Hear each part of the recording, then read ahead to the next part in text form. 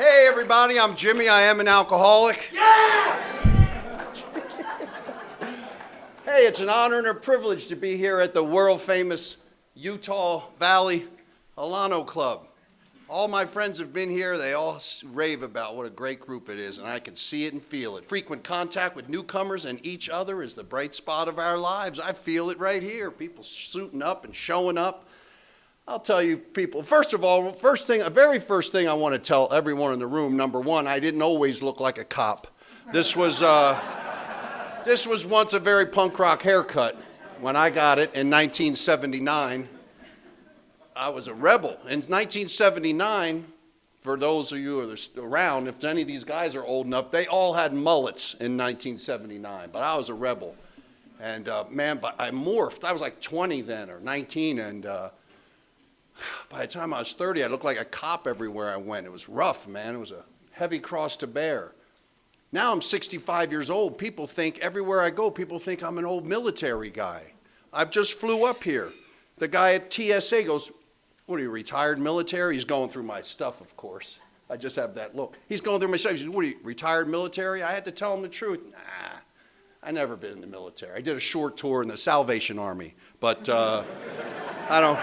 I don't get any credit for that. And yeah, no stolen valor from me. Yeah. The second thing I'll tell you, folks, is that I do live at Zuma Beach in Malibu, California, and I drove, Thursday night, I drove into LA, which is about an hour to go to a meeting. And then I drove from LA at 8 o'clock at night to Palm Springs to stay with my buddy Mickey Bush. And that was 3 hours. So that was 4 hours on the road. We got up in the morning, yesterday morning, and drove 4.5, almost 5 hours to Lake Havasu City. They're having a convention down there. And I talked at the AA. And then I had to get up at 6 o'clock this morning. Actually, I got up at 5:15. I was on the road at 6 to catch the flight from Orange County. I drove back, 5 hours to Orange County to fly up here. And I tell you that right off the bat, let everyone in the room know that I am willing to go to any length to listen to myself uninterrupted. Because I'll tell you right now, I'm not too cool to tell you, this is my favorite part of any meeting, when I get a chance to talk. My home group is a 1 hour discussion meeting. I sit there 55 minutes. I have no idea what anybody's saying. I'm just waiting for my 5 minutes, because I always get something out of it. He gets me every time. I love OAA.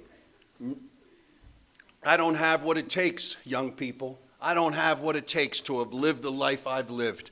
It's unbelievable. Every good thing I got in this world, I got from rooms just like this, people just like you. You can't always tell. I know sometimes it feels lame, but I will tell you, I've had an unbelievable life because of rooms like this and people like you. It's the best show in town. None of my little friends that I grew up with, I don't know if you guys can tell, I'm going to tell you a lot about drinking, but I don't know if you can tell, I'm not just an alcoholic. I'm a glue sniffer and a PCP smoker. When I got to AA, I had that PCP glare.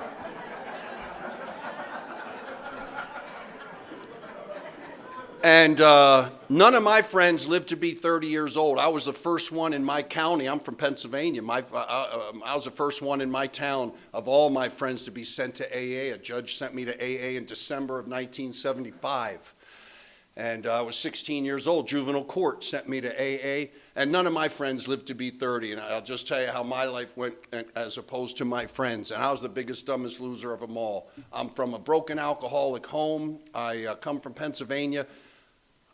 In December of 1975, I was living in a place called the Coots Home for Wayward Boys, Bridge House. And the judge sent me I had to go to 16 meetings of Alcoholics Anonymous during the first 8 weeks I was there. I'd already been sent, I'd been arrested 11 times. Not real criminal stuff. I was a kid, I wasn't a real criminal. Like some of you guys I see out there. And look at this crowd, man. I wasn't a real criminal, I was a kid. Typical kid stuff, possession and consumption of alcohol by a minor, disorderly, resisting arrest every time, of course, disorderly conduct, urinating in public, all the classy things. One of those urinating in public, I didn't even bother to get my fly down, man. I'm too much work. I'm wasted here, officer. And I don't have to tell some of these guys. Some of these guys know. Life is all about seconds and inches, man.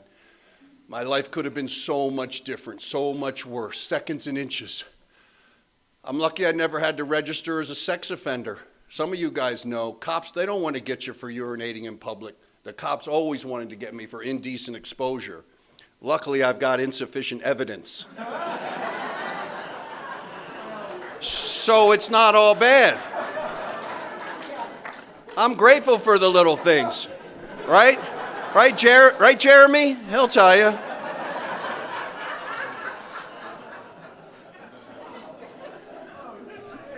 It's my only friend in the whole town, and I'm going after him already. It's unbelievable.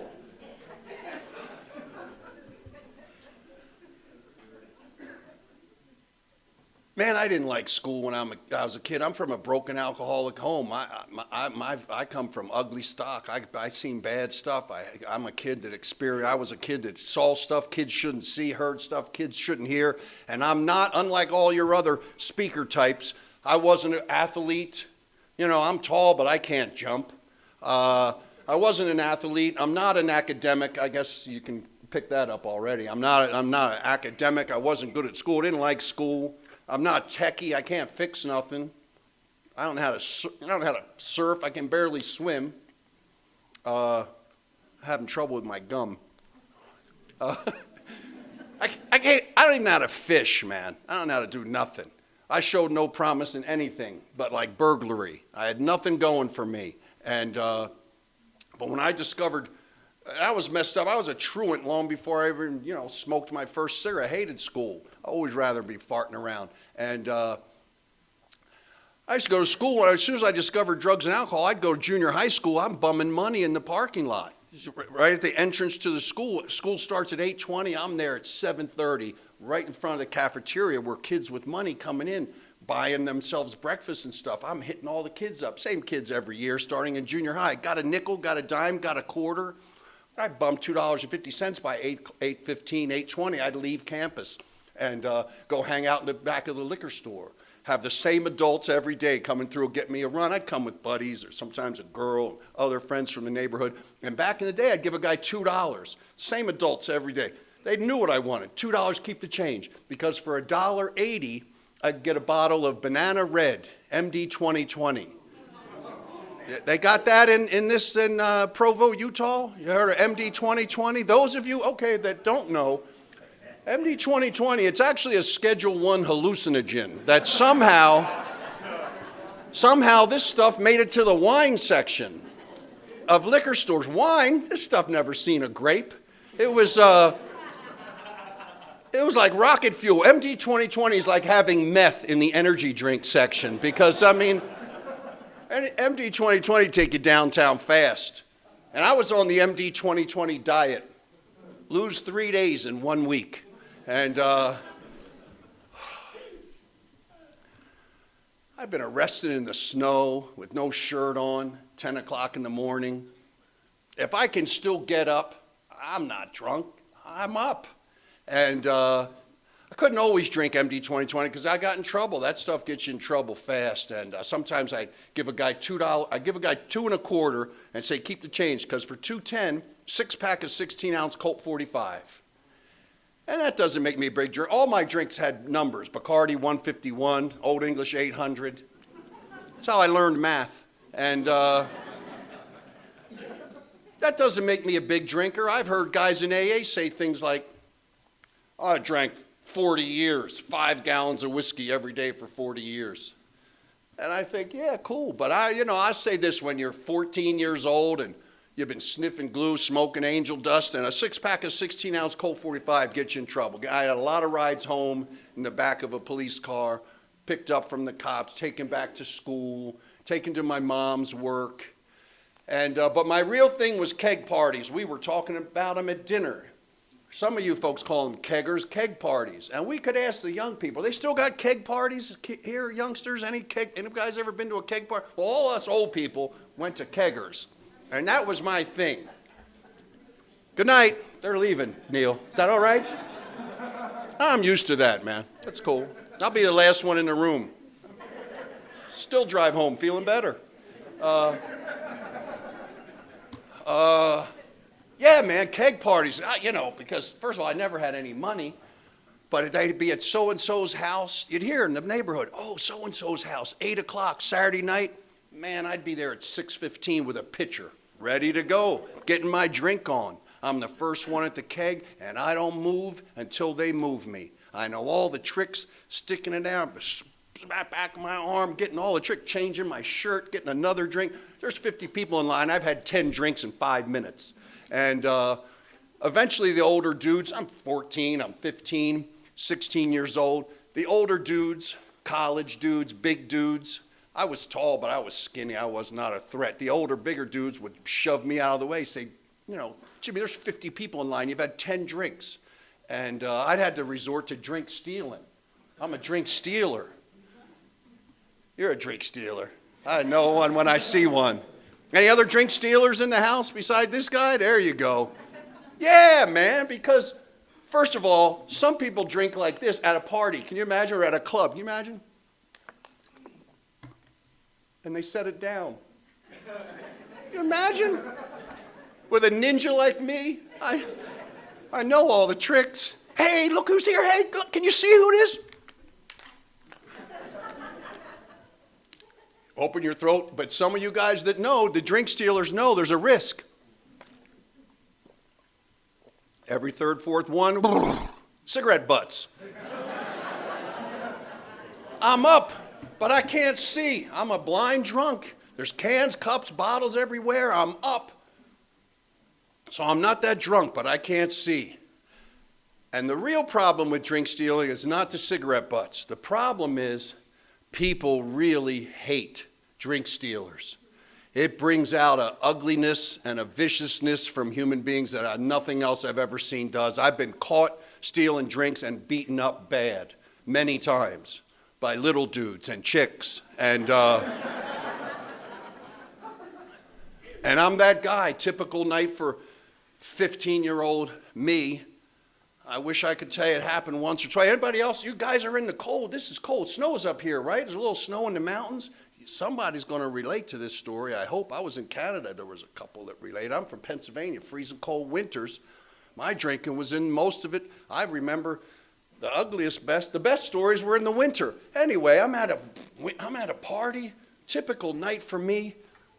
I don't just black out, I'm sort of gray out. I'm at one party, next thing you know, I'm at a different party. I don't know how I got here, I'm at a different party, but they're not letting me in. I hear them telling me to get lost, get lost. You're going to, I hear them, and I'm outside, they're not letting me in, and I'm bleeding. I don't know what happened, I'm bleeding. So I walk home in the frozen Pennsylvania, and I don't remember walking home, but next thing you know, I'm home. I'm trying to get in the door. Oh, I locked the back door. I can't get in the house. I'm not waking up my mom. I'm in my mom's house, and I'm not waking her up because I'm in trouble. So I sleep in her car in the freezing Pennsylvania winter. And I come to in the morning. I wish I could tell you it only happened once. I come to in the morning, my whole crotch, from my navel to my knees, all through my inner thighs, the skin is gone. Red, raw, open wound. And it was the most painful thing. And it was worse than I've broken bones. Nothing like the pain of ripped off raw skin all through everything. And I'm like, who was I with? A stray dog? I mean, what the F has happened to me here? And I'd see an outline in my pants and I'd smell it. And I'd say, oh, I did it again. I walked home with frozen piss pants.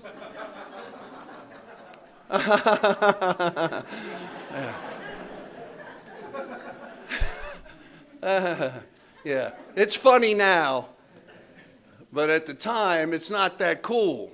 I'm that guy, 15 years old. I have to hear from people in my neighborhood, my peers. Jimmy, on Monday, Tuesday, Jimmy, everybody saw you. You were at that party trying to talk to girls. Your pants were pissed.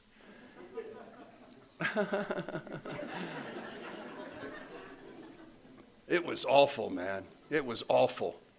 And, I wish, pitiful and incomprehensible demoralization ran through my DNA. I was messed up. I was immature. I laugh about it. I've been telling the same dumb stories a long time. It was 50 years ago. And I've been telling the same dumb stories, but it wasn't cool. It wasn't fun. It wasn't partying. It wasn't just drinking. It was alcoholism. Partying's fun. It's a cold beer at the beach. But alcoholism is full of trauma and domestic violence, traumatized children, court cases. I had court cases, judges, social workers, unspeakable loneliness and despair. That's what was really happening. Shame, humiliation. Not humility, humiliation, man. It's awful. And I know what it's like. I stole from my neighbors. I break into cars, I break into houses. I was a paper boy before I ever even, when I started drinking, 12 years old. Paper boy. The people went on vacation, I robbed their house. What an idiot. And I got caught. The neighbors looked down on me. And I know what it feels like. And I know what it looks like in somebody's eyes when they're looking down on you. And they're looking at you with like, what is wrong with this guy? They're looking at you with superiority. It's a rotten feeling. And it's alcoholism for me. And I'm living in a boys' home. I got sent to a boys' home and because I didn't go to school. I'm in a home with incest survivors and orphans and developmentally challenged kids. And there was a couple of psychopaths in there, real, sickos. And me, a big dumb loser who wouldn't go to school, wouldn't listen to his mom, stealing from his neighbors, drinking. And that's your speaker tonight, so congratulations for being here. And guess what? This judge, the judge sent me to the Scared Straight program. I've been screamed at by convicts. That never inspired me. Your speaker tonight does not respond well to tough love. Being screamed at never inspired me to, want to clean up my life. I just shut down. But I know it's, tough love, I guess, works for some people, doesn't work for me. Good night. They're leaving in droves now, Neil. But I'm just getting going. I'm starting to get into it. I got sent to AA, and the first introduction, I'm living in this boys' home, and these guys from H&I come, and I know this man from my neighborhood.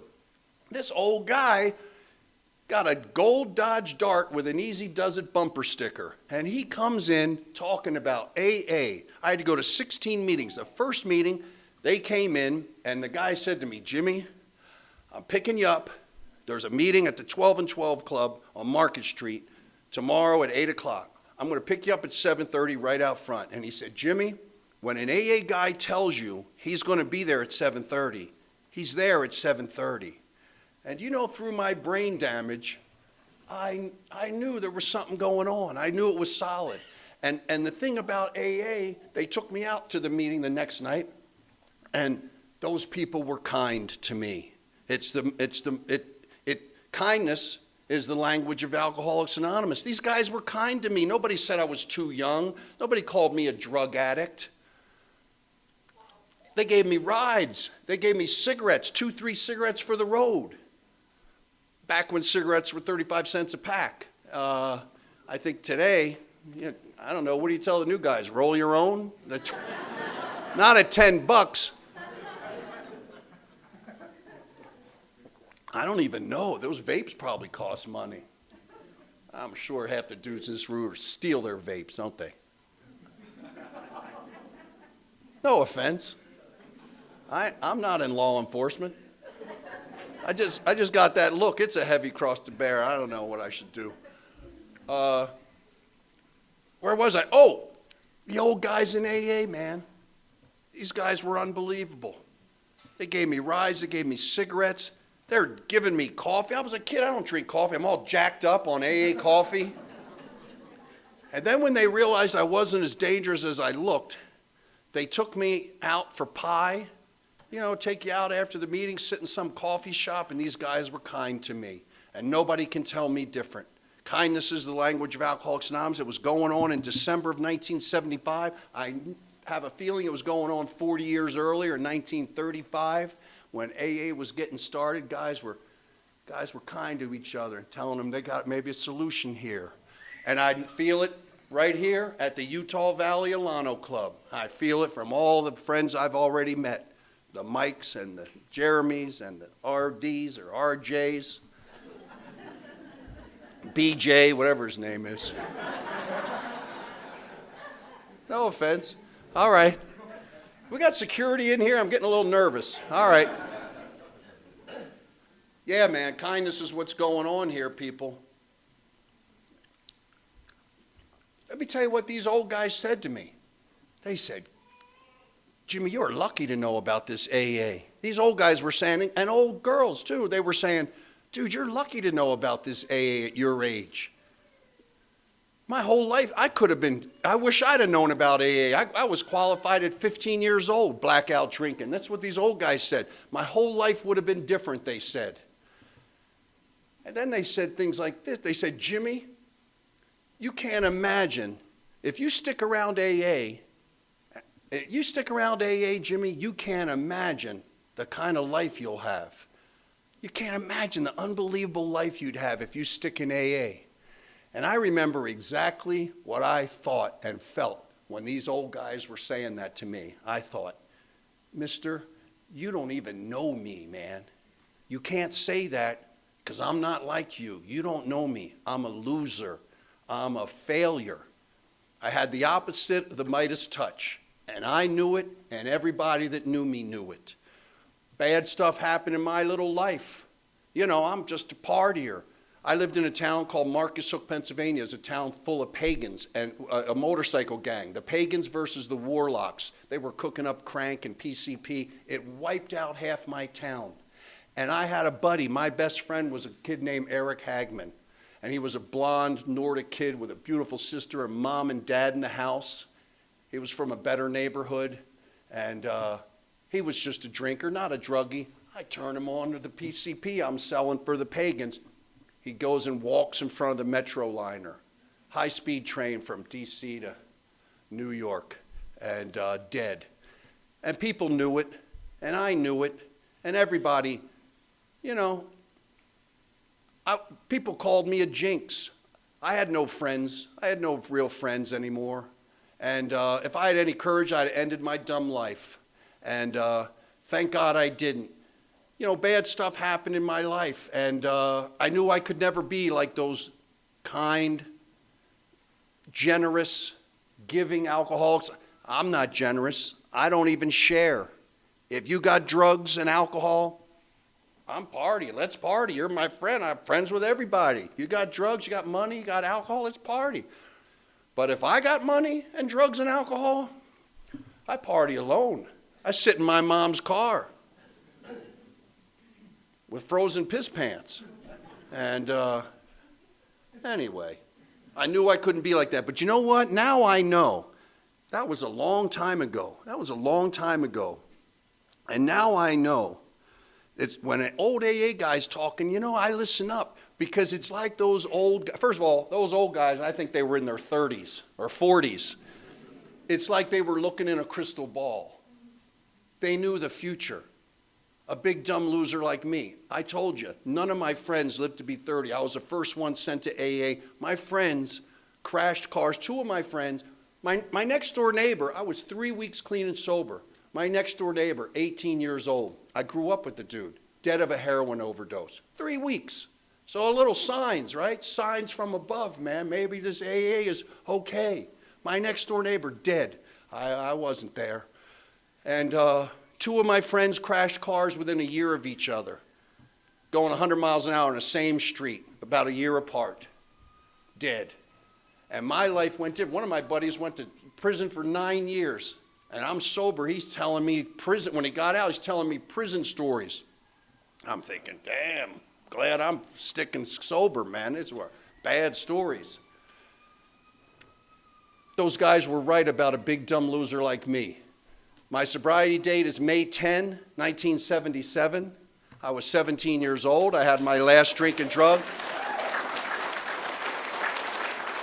And I don't have what it takes. I have been around the world. I got more friends. I've been around the world. I've been a business owner almost 40 years. I've been a homeowner almost 40 years. I got more friends than I can keep in touch with. And this is not about me. This is about what's on offer for every youngster and every oldster, everybody that walks in the doors of Alcoholics Anonymous. I've had more love. There is more love and more support in these rooms than I could ever take advantage of, than any of us could ever take advantage of. You're new. I know there's new people here. You don't know it. It just seems like some weird room with some clown some cop-looking guy on stage. You don't know it yet. But you want to try this AA, not drinking. Try it for 30 days. Go to some meetings. Maybe try those step things. You don't know it. But all around Utah, all around the United States of America, and all around the world, people are rooting for you. AA members got your back. There's a lot of power here. There's a lot of power here. And it may not seem like it when you're new, but stick around. Those old AA guys were right. You can't imagine the kind of life you can have. Most of my AA friends, they live the lives they want to live. They live where they want to live. They do what they want to do. We have freedom. Anyway, I'm not one of these guys that you hear. We heard this. I told you earlier about these guys. You ever hear these guys in AA? I drank 40 years. 5 gallons of whiskey every day for 40 years. Didn't sleep, didn't eat, didn't work, just drank 5 gallons, 40 years. And after 40 years of 5 gallons every day, I walked into my first meeting of Alcoholics Anonymous, and the obsession to drink and use was lifted. You ever hear these guys? They say that in Provo, Utah. They say that. I remember I heard these guys. I thought, what? Then what are you doing here? Why would you even come back? You don't have any desire anymore? I didn't get it. I got sober the old-fashioned way. It was agonizing. Those early days were painful. I was chain smoking and sitting on my hands, looking at the wall, looking at the clock, waiting for another one of those AA meetings. Because I sat there, and every meeting, it seemed I'd hear something. Now, most of the time, I didn't know what was going on. I didn't get it. The people were old and weird. But I'd hear something that I thought, hey, maybe there's hope. I didn't know the word was hope, but I just thought, man, maybe there's some kind of life for me too if I don't drink. Because I knew, listen, I'm not a social drinker. I can't do anything. Something about, anyway.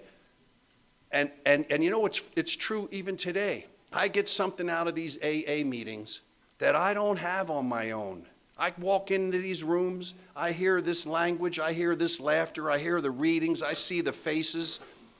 This is the treatment right here. You know, the good news, people, is if you're new, there's help here. The bad news is, we're it. We're the help. It's us.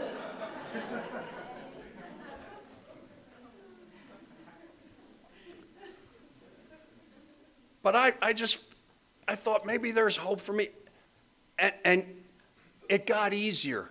They told me the tool about 1 day at a time. I thought I can stay clean 1 day. And I sit on my hands and I watch the clock and I chain smoke and I went to the meeting and it got easier. It got easier. Got a little experience. Got a little few incidents. I got through because I knew I couldn't stay sober the rest of my life. Everybody knows that. I can't stay sober. You can't stay sober the rest of your life. But I was able to understand one incident at a time, 1 day at a time, one party at a time, one social event at a time, one holiday, getting through a holiday sober. Man, I got power coming to the meetings. I got helped here. Nothing about me is self-made. I got treatment here in Alcoholics Anonymous. So anyway, this sponsor guy saved my life. You know, many AA members are alive because somebody in AA took interest in their case. This guy, the old guy with the gold Dodge Dart saved my life. And he pulled me out of scrapes. He got me back into school. I hadn't been to school. Now, I didn't stop when I first met him. I got out of that boys' home and I was still out cutting school. I got in trouble again. And he used to stop his car right in traffic. He'd see me, and I'd say, oh, God, here he comes, this old guy. And he'd stop his car right in traffic. He'd come over, walk up to me. And I'm thinking, oh, God, I smell like weed. And he'd come right up to me. His car in traffic. He'd go, Jimmy, hey, man, come. Hey, we're saving you a seat at the meeting. You're going to come back and see us? And he'd come up to me, and he'd give me these big bear hugs. He'd look me right in the eye, put his cheek on me, cheek-to-cheek hug. And he'd look at me and say, I love you, Jimmy, I love you. I remember thinking, oh, this guy is so creepy. But I got lucky. This guy didn't want anything weird from me.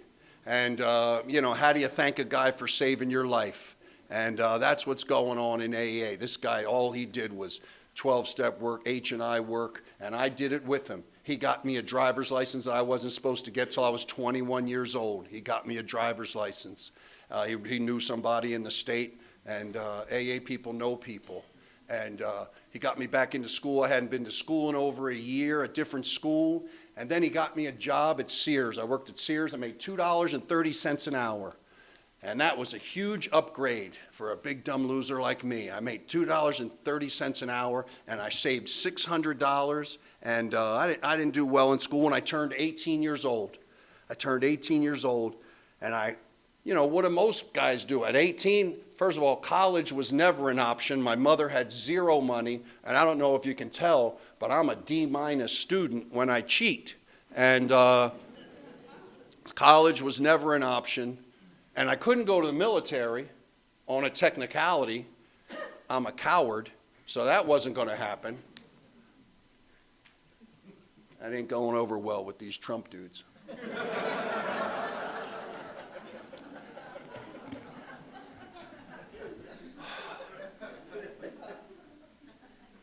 What's a big dumb loser like me supposed to do? Guess what? I could show you on a map. I got courage, because AA members, we get courage. If we're doing this thing and we realize what's on offer, somehow I didn't feel like, hey, I got courage, I'll go to California.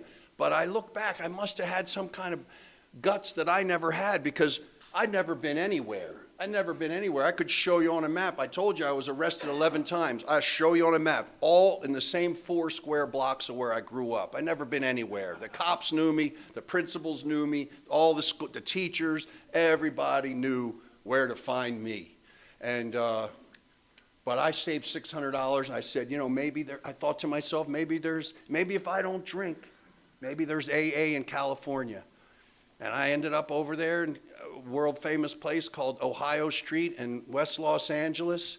And I got a few minutes left. I don't have time. I'm not going to get too much into the book or God or the steps. I will tell you my personal experience.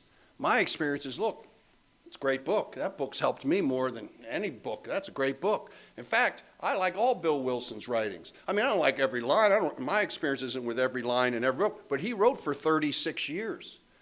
36 years. He stayed sober 36 years before he passed. He wrote all through it.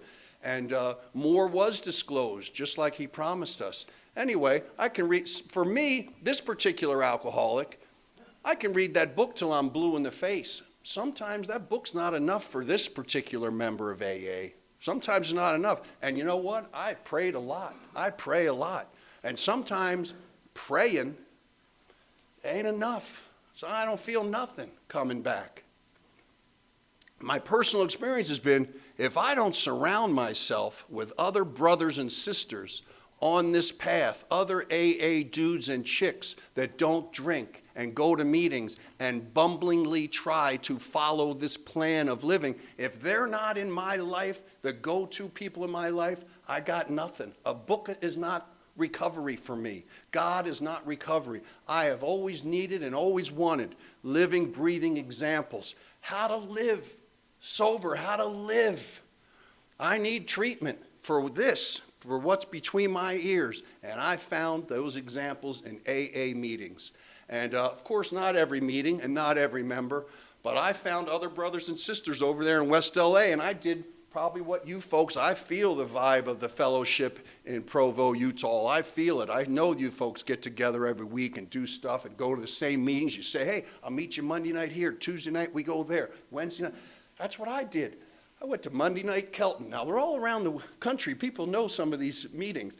Monday night Kelton, Tuesday night 2+2, Wednesday night.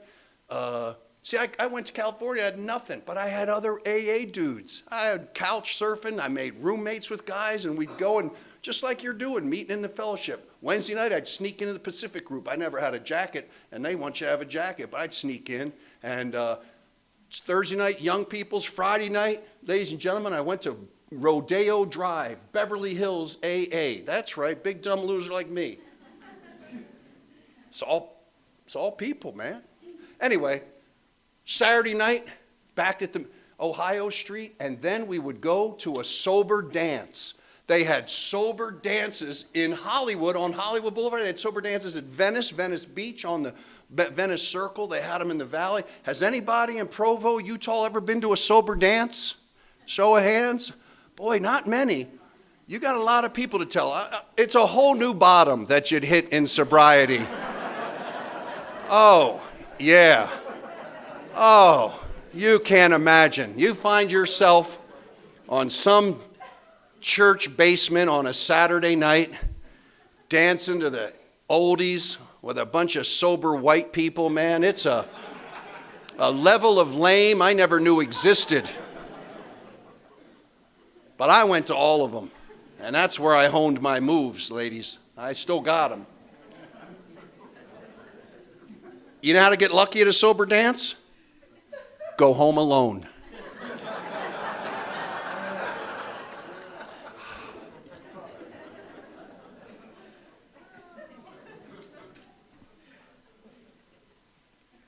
Young people, new people, I was 5 years sober, 23 years old. I never had $1,000 in my life. Never had $1,000 to my name ever. Came to California with 600. I drove a 125cc Enduro, Yamaha Enduro. I had no driver's license. I rode it through Hollywood. I never had anything. Failed at every job. I had no skills, no college education. But guess what? 5 years sober, I was in the armpit of the planet. I will tell you about this. Maybe some of you have been there at your bottom. I lived on Formosa at Fountain, which is basically Sunset and La Brea. In the early 80s, 1982, was the absolute armpit of the planet. It was nasty. There was stuff all over my street, but it was all I could afford. And I couldn't even pay the rent. I had a $250 a month apartment. The end of my street was sex workers on Sunset Boulevard. The end of the other block was Boys Town, hustlers. I couldn't pay my rent. But guess what? I'm an AA guy. I had two newcomers on my floor in the living room. I was on the floor too, but I was in the bedroom because it was my place. And one of those guys is sober. I saw him Thursday night at the LA meeting I went to. One of them is 41 or 42 years sober, my buddy Roy Tate. And because I'm an AA guy, this is what we do. My job, my life was I went to AA. And, I bounced around looking for jobs and getting jobs and losing jobs. I went to punk rock shows. I lost a job because I was so beat up from being in the pit every night I couldn't even go to work. Sober. Anyway, they were sleeping on my floor, and the guys told me, I couldn't pay the rent. I told them, dudes, I'm at the jumping off place. I don't know what I'm going to do. They said, Jimmy, there's a guy in the valley in AA. He's an AA guy, and he does the hiring for this big sales company. There's 120 salesmen, and straight commission, they're selling tools. I said, straight commission? I can't. Tools? I can't even screw in a light bulb. I don't know anything about tools. I said, dudes, that's not going to work. They said, no. The first 2 weeks, I said, dudes, I'm at the jumping off place. I told them, I says, man, I'm thinking about putting on a dress and walking down to Santa Monica Boulevard. Oh, no, don't judge. That's not my thing. I don't roll that way. But $20 is $20. And I don't judge it, Mike told me, Jimmy, you don't even need a dress,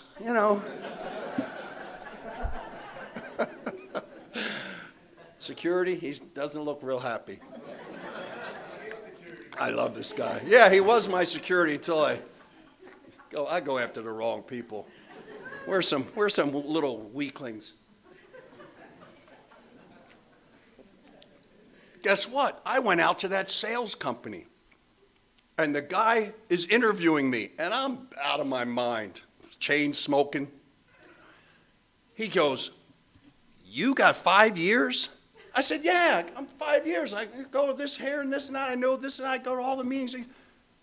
"You got 5 years?" he said to me. I said, "Yeah." Guess what? They hired me. They trained me.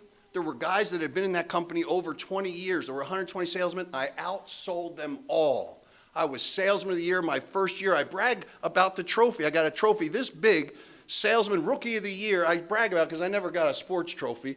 And I had a technique. They're quiet. Listen up. I wore people out. I wore them out, man. Just like I'm doing here tonight at the Utah Valley Alano Club. Till I'm the last guy in the room. 5 years sober, never had $1,000. 6.5 years sober, I saved every nickel, worked like a dog. I bought a house in Studio City, California. Fixed up that house, had my AA friends come over. I bought pizza, they painted and fixed up my house. I know all the tricks. And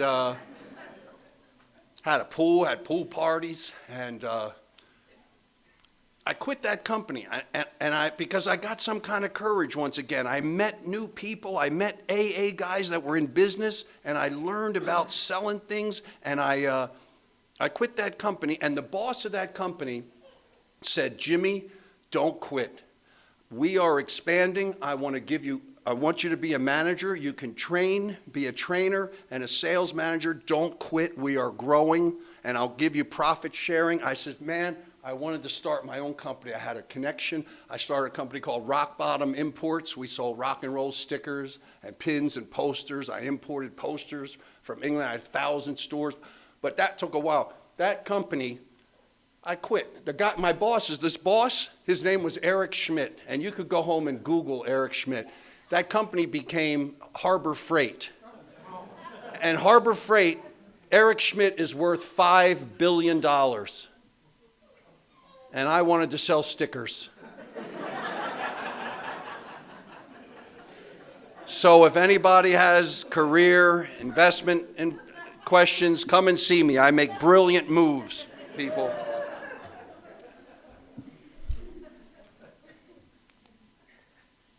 I had a good company. I hired my AA buddies. We did trade shows. I ended up with 1,000 stores that bought stuff from me. I was a wholesaler, and a few years after that, I bought a house in Malibu, California. And I don't say that to say, "Hey, look at me." I just remind everybody, no one knows the future. No one knows the future.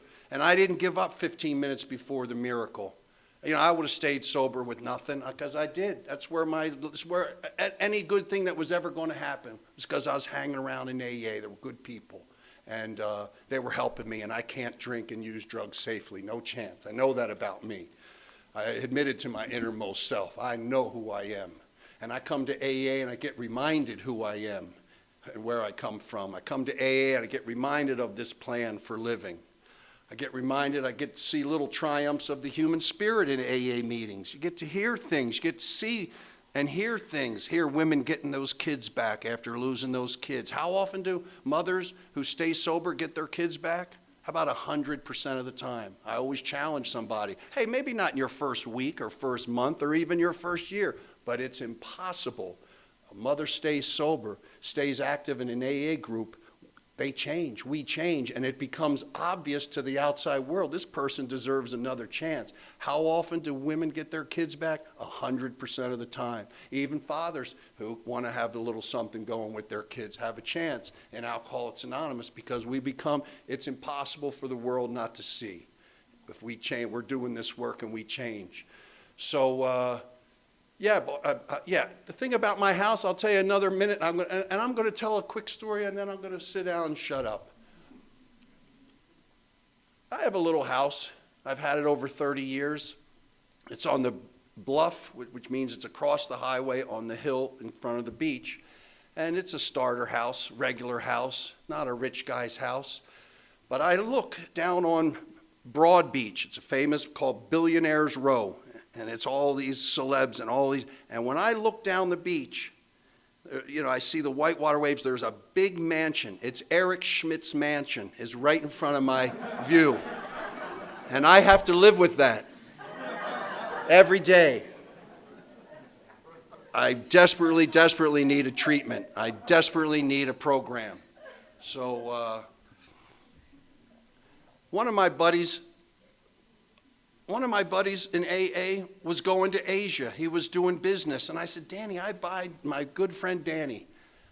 I said, Danny, I'm buying product over there. I'll go with you. He says, yeah, I'm going back and forth. I go to China. I go to Singapore. I go to Indonesia. And I go to Thailand. I said, I'm going. I'll go with you. And we went all over. And this was in 1994. I ended up on the island of Bali. And I stayed there. Bali's a little sober destination. I could feel it when I went there. See, I don't have what it takes to go to Bali. I could never go there by myself, but another AA guy was going there. I went to the island of Bali, and it's a little import-export hub. And I saw that it's a sober destination. There's all kinds of AAs from around the world. I'm talking about all over Europe, all over the world. They go to Bali because, I don't know, temples and meditation and yoga retreats and all this new age stuff. And I saw that there was a little AA vibe and a little community, and I was buying product, and I said, dudes, the meetings there was one at the back of a church if they let us in, if they weren't having an event. Otherwise, we had to sit on the patio of a church. There were meetings on the beach. There were meetings in restaurants. I said, dudes, I'm staying here. I'm staying here. I took on a partner from California to run the company, and while I was over there buying product, and I stayed because I met a girl. And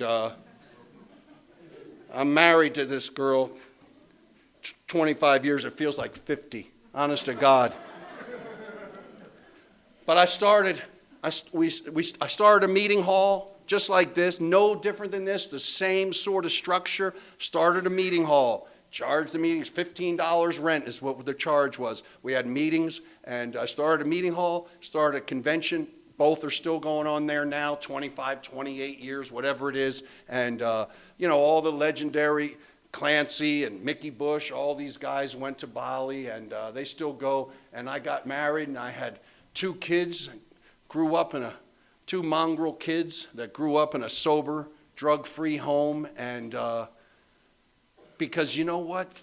Frequent contact with newcomers and each other is the bright spot of my life. And nothing short of continuous action as a way of life can bring the much desired result. Bill Wilson didn't write that in the big book. He wrote it when he had 12 or 15 years sober in the 12 and 12. He had like 15 years sober. He had some experience. He probably did like a lot of us, a little trial and error. And he realized, I can cut back on meetings. I'll stay sober.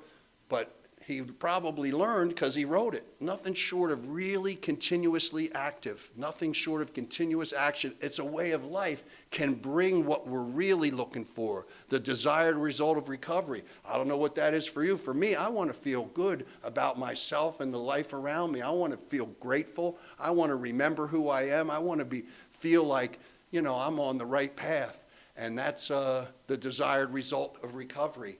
And anyway, I got 5 minutes. I'm going to tell you everything I know about Alcoholics Anonymous. I promise in the last 5 minutes I'll tell you everything I know about AA, and then we'll get out of here. I started that little meeting hall, and we had people from all around the globe. We had conventions with 400 people from 40 or 45 different countries. And because Bali's this little sober destination, it's near Australia, and there's lots of Australians. And I don't know if you folks have ever experienced like I have, but you sit in a meeting, and for whatever reason, God is in the room, or humans are in the room, and they're bringing such joy, and you feel like you walk out of the meeting and think, God, I'm so glad to be sober. I'm so glad to be part of this. Well, that's what I felt often. But one day, a guy came in named Big Wave Dave, Surfer Dave, from Bondi Beach, Sydney, Australia. And this guy lit up the room. Big Wave Dave. He lit up the room. He made us laugh. He made us cry. I'll never forget. He was there on holiday for 2 weeks. He was there with his 15-year-old daughter named Chloe. They called her Cloney because she surfed just like her dad. And this guy, I remember leaving the meeting.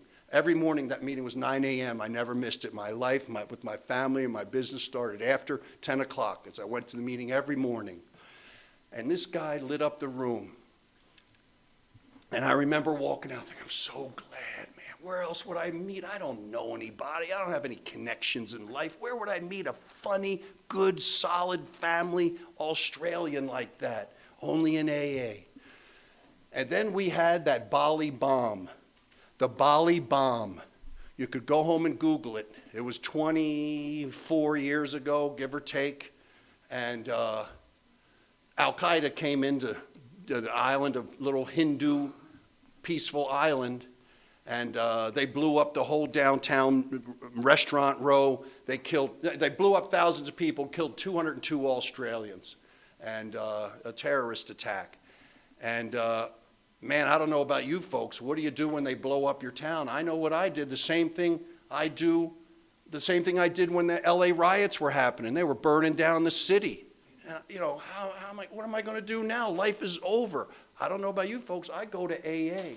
I go to AA meetings because we're not just talking about recovery from alcoholism. We're talking about life. We're talking about living in these meetings. Living. How do you live through this? Through the LA riots. I've been in meetings in Malibu. 3 out of 4 people in the meeting lost their homes in fires. Been to meetings like that. Ran to AA, my only safe haven I've ever known my whole life. After 9/11, I go to AA. What do we do now? How am I going to practice the program now? And that's what I did after that Bali bomb. I went to my meeting in the morning, and I saw one of the ugliest things that I ever saw. That Dave was there, and he looked like a zombie. It was unbelievable. You could see it and you feel it. And he spit out that his daughter didn't come home. He lost his 15-year-old daughter in that Bali bomb. And I tell you this hideous, ugly story, not to remind everyone on a fun Saturday night about how ugly and tragic and rotten life is. That's not why I tell you the story. I tell you the story because for AA members in Alcoholics Anonymous, it's not the end of the story. This guy had 3 other kids to raise. We helped him get his passport. There was nobody to claim. He left. And life goes on. I went to my meeting every morning. You know, it was awful. And the island came back and things got back to normal. Life went on. And you know, today I'm afraid to miss a meeting sometimes. I'm afraid to miss the meeting. Not because I think I'm going to drink. I'm afraid of what I might hear. I don't want to miss out. FOMO, fear of missing out. You never know what you're going to hear. One day, like every other day, I walked into my 9 a.m. meeting. And there he was, Surfer Dave. He was back. He was no longer looking like a zombie. He was full of life again. His eyes were big and he was smiling. And he told us he was there for a 2-year memorial. We were all hugging him.